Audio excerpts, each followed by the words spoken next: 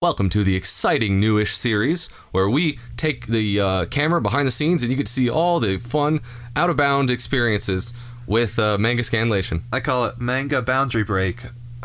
Copyright TM. Copyright he says. Yeah. Come at me, she says. What are you going to do? I'll fight you. Yeah, so this time we've got chapter, 12, I think? Chapter 12, yes. Nice. That's what comes after chapter 11. That's now, very true. Couldn't help but notice, are we missing a front cover? No, it's weird like that. Yeah. Next chapter is the same way. It's like a cold opening because the third page is actually the title page. Oh, interesting. Yeah, every once in a while they do that where it's like it's very weird. And I had to look up in like the index or the table of contents. I had to look up where the chapters actually started, which page, just to be sure, because you can't quite tell. Sometimes it's a hard cut, so you can. I don't know. It's weird. Right off the bat, though, something I like about this chapter is that they change the outfits of everyone. They never do that in like manga or TV shows. Most of the time, whatever. yeah. I think that's, that always adds to it. Uh-huh. Kubo, like we talked about in one of the previous episodes, always does that. Basically, he did Bleach as an avenue just to draw fashion, I'm pretty sure.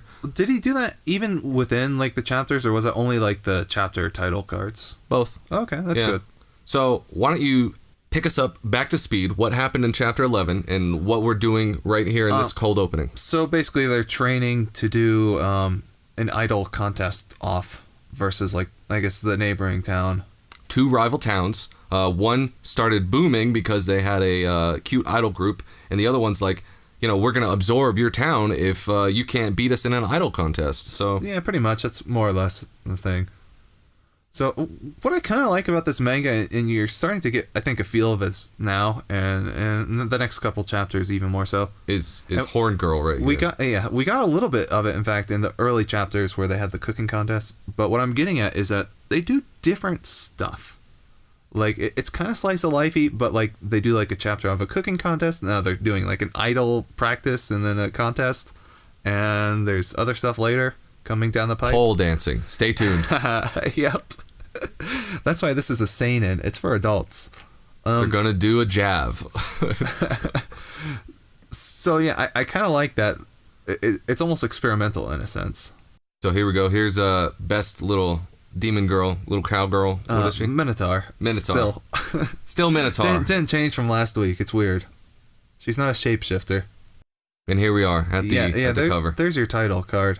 3 pages in. I don't know why they do it, but that's just how they do it.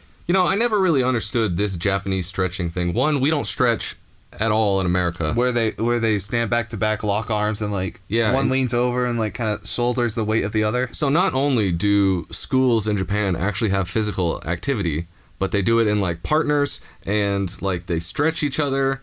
And this girl has like her shirt unzipped, so all you see is her sports bra. Yeah, well she wears that normally anyway. In fact, if anything, this is more conservative because I think she wears like short shorts normally. Possibly. Yeah. Those are always good. But yeah, I never understood the stretching thing, and I'm not sure. I think it's just a stretch. I don't know. I'm not a fitness man. I'm a manga man, an intellectual. Now, is this a new girl? I haven't seen her before. She is the male girl, Toka. She's a like a harpy or whatever. Was she on like the cover of last time? Isn't there already a bird girl? Is this the same bird girl or a different bird girl? There are 2 main bird girls. There's this one, Toka, and then there's Mimosa, who is the phoenix. That's one I probably remember. Yeah. This one's pink, and Mimosa is like kind of yellow, orangey. Oh man, are you telling me I'm colorblind? These all look black and white to me. You don't see color? No. Oof. Oh man, press 1 in chat if you see it in color, or press 2 if you see. Bad time to find out. I'm sorry. This is awkward. I need to do one of those Jake Paul iDubbbz and H3 videos where it's like, oh yeah, man sees color for the first time. It's so beautiful. I mean, my wife who's so beautiful. That's your hair. I'd probably cry too if I saw color for the first time. Well, they're fake. Yeah, I know, but I don't want to spoil it for you. But it's a fake video. It's based on reality. Like they do that with cochlear implants with kids hearing for the first time or people hearing. I have a feeling those are fake too because they have to test it beforehand. Most of those I think are fake. For no, views. No, don't be so cynical. Everything else is fake. Just give me this. Give me genuine reaction videos. Poor Minotaur doesn't have a sense of rhythm. I like the trope where the arrow, the speech bubble, hits their heads. It goes into their heads. Sometimes they bleed. Yeah, this manga does that kind of stuff frequently enough, and I do like that. What's that? Oh, when she gets splashed with water. Yeah. And then, like, that's a pretty big thigh gap for that pose. That's pretty good. Yeah. That's well observed. Mm-hmm. So we got to the part now. I thought this was kind of stupid. Apparently, she falls asleep when she hears music, but it was her idea to do an idol contest. What's her animal again? Last week I said Cerberus. That's not technically true. It's like Othello or something. Is it in the lore that they fall asleep with music? With Cerberus, it is. And they even said this. Why. See, you should start reading these for these episodes. It's even on this page where she says. I did read it, but I read it with my eyes, she's not like, my brain. She's like, "Oh, you fall asleep to music. I thought that was like a Cerberus thing." And she's like, "Yeah, well, we're pretty much from the same family." Because she's like a 2-headed dog, and Cerberus is like 3-headed dog. Where's her other head? Personality.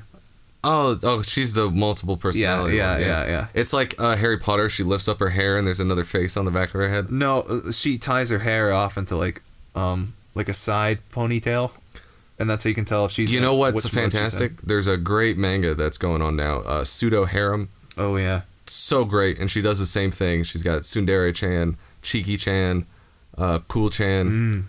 All the chans are great. Definitely go read that. That's one of my favorite ongoing mangas. Yeah. Right after you read this, though. And my complaint about this, which I would doubt that manga has as well, I bet that they do it correctly. It's so hard sometimes to tell which character she's being based on like the physicality of it. Mm-hmm. Going Super Saiyan down here. Yeah, we could probably skip that page. Basically, like what's happening is that they're all bad at dancing. Who would have guessed? Like 4 people who have never danced or sang in their life. Like who would have guessed that they would not make a good idol group? Yeah, who would have? I don't know. I would have guessed. Me.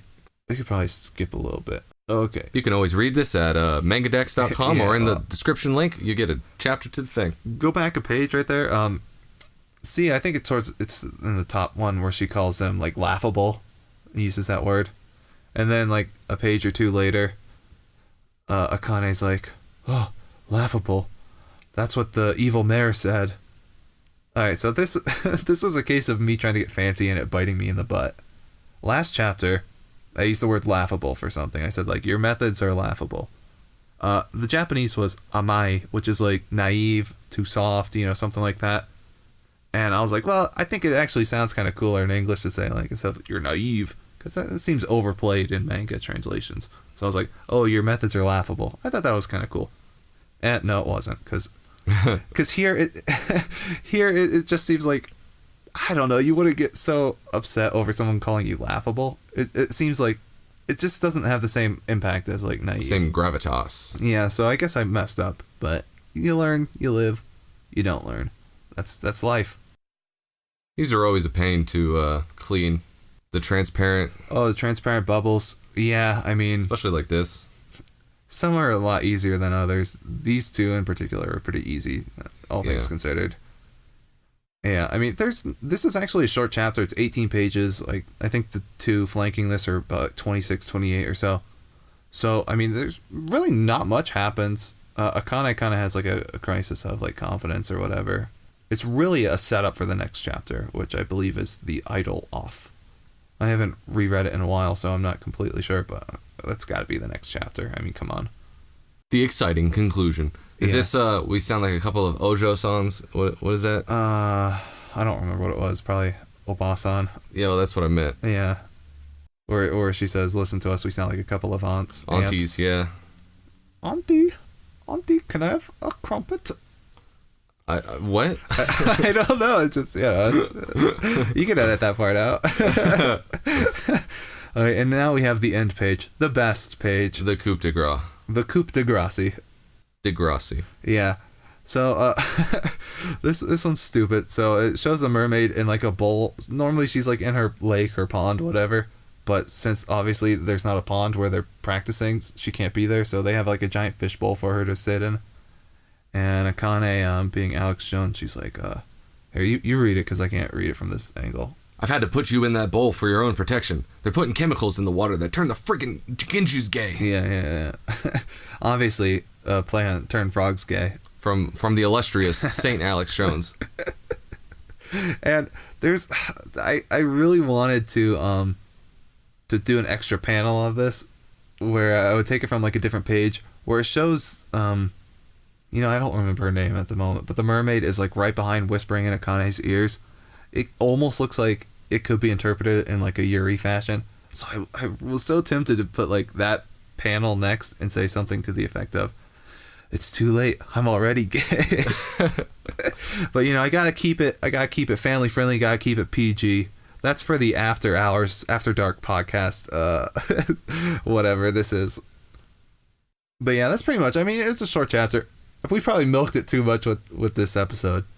And as always, we have high IQ comments right away. The highest of IQ. The highest IQ. Like 4 digits probably. Like impossibly high. Like Rick and Morty tier high. Higher, dude. Like look at this first one. Gay. With a capital A and lowercase g like and y. that. Just well, you know gay. that meme where they capitalize every other word? Oh, every other letter? Okay. That might be this. There aren't enough words to conclude decisively. And this guy, hey, he wants those Genyus to be gay. The Genjus, yeah. I hope these are both in response to the end page in which we made the freaking frogs gay joke. I'm 90% sure because there was no other gay reference in the... You never know. Some people read into Yuri undertones when there are none. But yeah, I mean that's pretty much it for the chapter. That's it for the episode then. We haven't figured out what this is called or how to do the end sign-offs yet, so bye-bye. Smell you later. No, I don't know. Yeah, well, What is it? They say that in anime all the time. they say that in Pokemon Red and Blue only. Uh... And like 90s playgrounds. Nobody says smell you later. I'm bringing it back. Sniff you later. Ew.